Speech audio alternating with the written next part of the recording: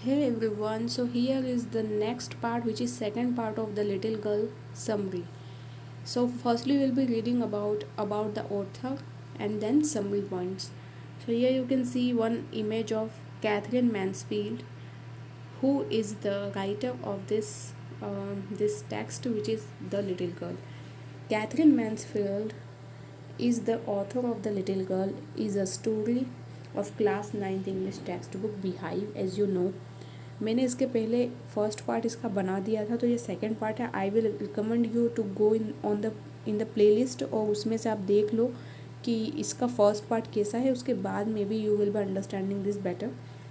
So Mansfield was a New Zealand writer who was known for her short stories that focused on the everyday life of ordinary people. वो क्या करती थी, New Zealand की obviously थी, तो writer थी, तो उन्होंने वहाँ की कुछ ऐसे शॉर्ट स्टोरीज जो कि एवरीडे नॉर्मल लोगों की लाइफ में जो भी चल रही होती है उसको लेके कुछ स्टोरीज बनाई हैं. Her writing style was simple yet powerful and her stories are still admired today for their insightful uh, portrayal of human nature and relationship. तो इंसाइटफुल मतलब कैसे, मन में ना हमें वो वाली फीलिंग आती है कि यार कैसा होगा, मतलब एक ना मन को जागृत कर देने वाले कुछ पोर्ट्रेयल हैं इनके of human nature and relationship. मतलब कि इंसान का किस तरह का बिहेवियर होता है, नेचर कैसा होता है, उसको लेके कुछ रिलेशनशिप्स को लेके भी. The little girl is about a girl named Kezia who loves her parents. एक छोटी लड़की के बारे में स्टोरी है जिसका नाम केजिया है, जो कि अपने पेरेंट्स के साथ रहती है. And she loves them the most, और उसकी ग्रैंड मदर भी उसके साथ है. The story explores the relationship between parents and the children and themes include the bond of love between parents and the children and how parents strictness में appear unfair to children. कभी कभी क्या होता है कि वैसे तो पेरेंट्स मतलब बहुत ऐसे लगाव होता है पेरेंट्स को अपने बच्चों से, लेकिन कई बार वो बहुत अति के स्ट्रिक्ट हो जाते हैं. तो उस चीज़ को कंसर्न मानते हुए यहाँ पर उन्होंने उस स्टोरी को लिखा है. कैथरीन में ये तो एक जो इमेज है ना, यहाँ पर आप देख सकते हैं कि ये जो इमेज है यहाँ पे ये जो लड़की खड़ी है ये है केजिया. ओके, ये केजिया है और ये पड़ोसी के बच्चों को मतलब उस ये पापा है, कोई पड़ोसी है उसके, ये इन सारे बच्चों के पापा हैं. ठीक है, तो ये ना उन बच्चों के संग खेल रहे हैं, कैसे बिहेव कर रहे हैं, ये सब देख के थोड़ी सी जेलस हो गई है. वाई सो, क्योंकि इसके पापा तो ऐसा कभी करते ही नहीं है. ओके, मतलब उसको उतना टाइम नहीं देते हैं. तो इस बारे में ये थोड़ी सी स्टोरी. और यहाँ पर आपको एक कोट भी दिखेगा of Katherine Mansfield.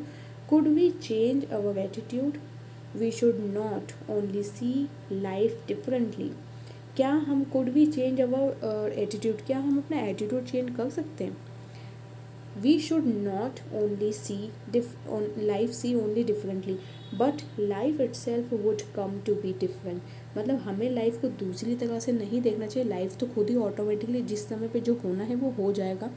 Life automatically different way में अपने अपने रूप समय समय पे, जैसा कहते हैं ना, ज़िंदगी समय समय पे आपको बता देती है कि भाई लाइफ है ये. It's all about heels and valleys. ये कभी भी ना तो हील्स होगा, मतलब अप ही अप नहीं जाओगे आप लाइफ में, और ना ही कभी वैलीज होगा, मतलब डाउन भी नहीं जाओगे. It's all about heels and valleys. तो वो वाली चीज़ यहाँ पे कैथरीन मैन्सफील्ड ने एक्सप्लेन की है. नाउ लेट्स सी कि क्या था. अब क्या होता है, father summons Kezia and beats her. Father asked Kezia to come to the drawing room. अब देखिए क्या हुआ था ना अभी तक की, क्योंकि स्टोरी अपनी मैंने प्रीवियस वीडियो में बनाई है वैसे तो, उसमें बताया हुआ है सब, बट फिर भी मैं एक शॉर्ट बताऊंगी यहाँ पे. वैसे आपको डिटेल अगर जानना है तो आप वहाँ देख सकते हैं. शॉर्ट इसका ये था कि इसके पेरेंट्स का बर्थडे है मे बी, मतलब फादर का है एनिवर्सरी. अब आप ये इसको वीडियो में जाके देखिएगा. तो उस दिन क्या होता है कि ये सोचती है कि मुझे ना अपने मतलब पापा के लिए ना कुछ स्पेशल करना चाहिए. तो इसकी ग्रैंड मदर ने सजेस्ट करा कि तुम अपने पापा के लिए कुछ बनाओ. उसने सोचा एक पिलो बनाती हूँ, क्योंकि पापा अधिकतर सोफ़ा पे बैठे रहते हैं, लेटे रहते हैं, मुझसे बात भी नहीं करते, तो उनको उनके लिए पिलो बहुत अच्छा होगा. तो ये बनाने लगी. तो इसने क्या किया, गलती से वो वाले डॉक्यूमेंट्स उठा लिए केजिया ने, जो कि उसके फादर का कुछ बहुत इंपॉर्टेंट डॉक्यूमेंट था, और उसको उसने उस तकिए में पिलो का मतलब ऐसा पिलो की जो फीलिंग होती है उसमें भर दिया. उसके पास में वो ही नहीं थी, जो भी उसको सोच रही थी कुछ एक्स्ट्रा सामान तो है नहीं, तो इसमें क्या भरूँ, तो उसने वो भी भर दिया साथ में. उसके बाद में क्या होता है, father asked Kezia to come to the drawing room. फादर ने पूछा कि चलो ड्राइंग रूम, मतलब बुलाया केजिया को ड्राइंग रूम में। He was very angry, he was pacing to and fro, मतलब ऐसे आ जा रहे थे रूम में। Kezia was greatly frighten, Kezia बहुत डर गई कि ये क्या हुआ पापा को, क्योंकि उसको पता नहीं कि उसने बहुत इंपॉर्टेंट डॉक्यूमेंट ऐसा ख़राब कर दिया पापा का। ही asked Kezia if she had done that, उन्होंने केजिया से पूछा कि क्या उसने किया है ये सब। शी विस्पर्ड, तो थोड़ा थोड़ा सा ऐसे फुसफुसा के बोला उसने कुछ तो। Father asked mother to go Kezia's room and fetch do stone paper, तो उन्होंने उसकी मदर को बोला कि जाओ इसके रूम में, केजिया के रूम में जाओ और जाके देखो वो जो फटे हुए पेपर हैं वो लेकर आओ मेरे पास। Meanwhile he asked Kezia to, उन्होंने केजिया से भी पूछा, यहाँ पे टू में डबल ओ आएगा, TOO, hold out her hands, he beat her on her hands. अब उन्होंने क्या कहा, मतलब बिना ज़्यादा सोचे समझे लड़की को, मतलब खुद की बेटी को मारा हाथों पर।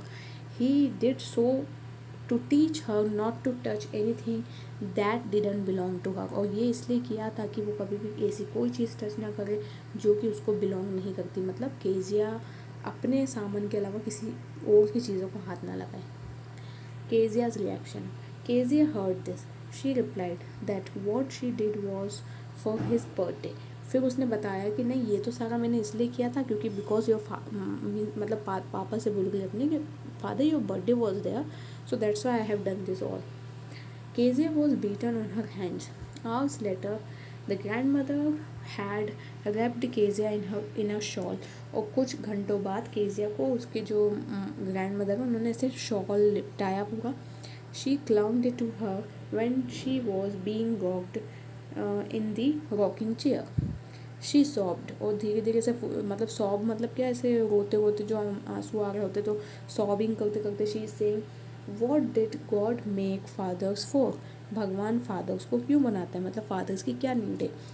मुझे तो कुछ ऐसी नीड नहीं लगती कि फादर क्यों है भाई घर में ऐसा, क्योंकि वो इतनी ज़्यादा अपने पापा से परेशान हो चुकी है ना, जस्ट बिकॉज उसको ये बात पता है कि ना तो खेलेंगे ना टाइम देंगे और मार के वो चलेगा अब तो, है ना, तो इस वजह से थोड़ी नर्वस है और परेशान है। द मैकडोनल्ड्स, केजियाज नेबर्स, जो कि अभी मैंने आपको इमेज दिखाई थी। मैकडोनल्ड वो पर्सन है जो कि केजिया के पड़ोसी हैं, जो अपने मतलब बच्चों को पूरा टाइम देते हैं। The McDonalds lived next door to Kezia's house, अब उनके मतलब पड़ोसी थे। दे हैड 5 चिल्ड्रन, उनके 5 बच्चे थे। Father played with the children, Kezia thought that there were different fathers, तो उसने फिर ये सोचा, मतलब पास वालों को देख के, क्योंकि बच्ची है, बच्ची का दिमाग कैसा चलेगा कि अगर सबके पापा ऐसे होते होंगे, लेकिन जब वो पास में देखती थी तो वो देखती थी कि अरे इनके पापा, इन 5 बच्चों के पापा तो ऐसे नहीं है, मेरे पड़ोसी जो मतलब हैं मैकडोनल्ड वो तो ऐसे नहीं है, मतलब सबके पापा अलग अलग होते हैं। फिर उसको ये बात समझ आई। Kezia's mother and grandfather at the hospital. अब क्या होता है, one day Kezia's mother was fell ill, एक दिन केजिया की मदर बीमार हो गई। She had to be hospitalise.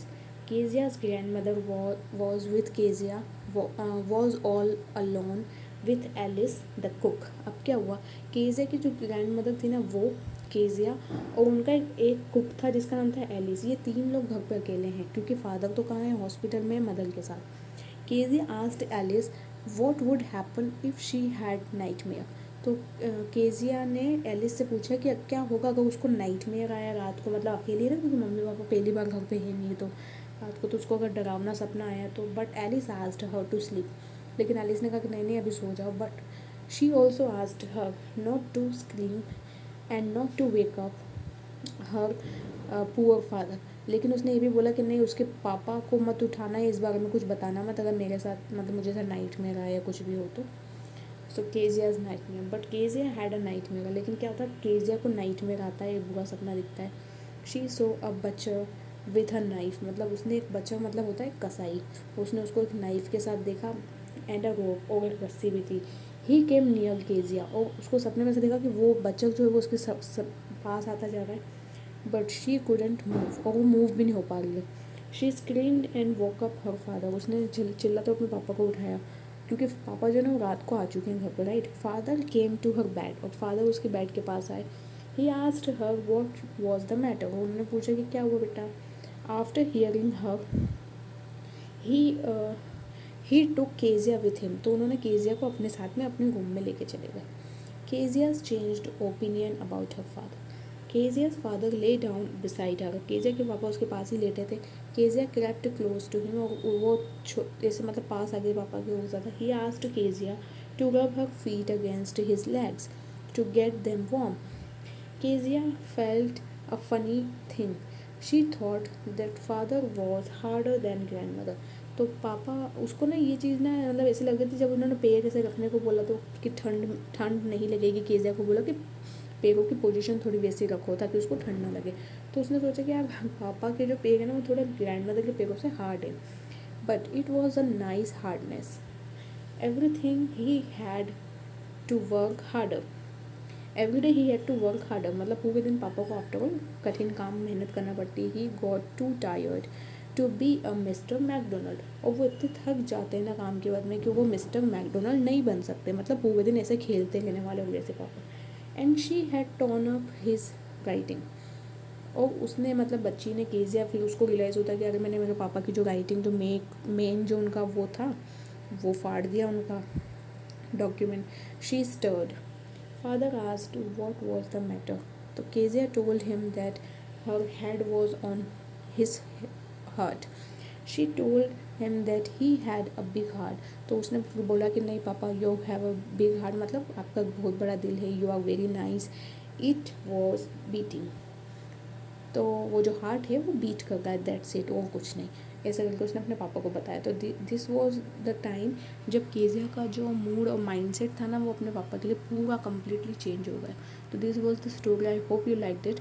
और इसका previous video I will again recommend you to go and watch it. This is the next part.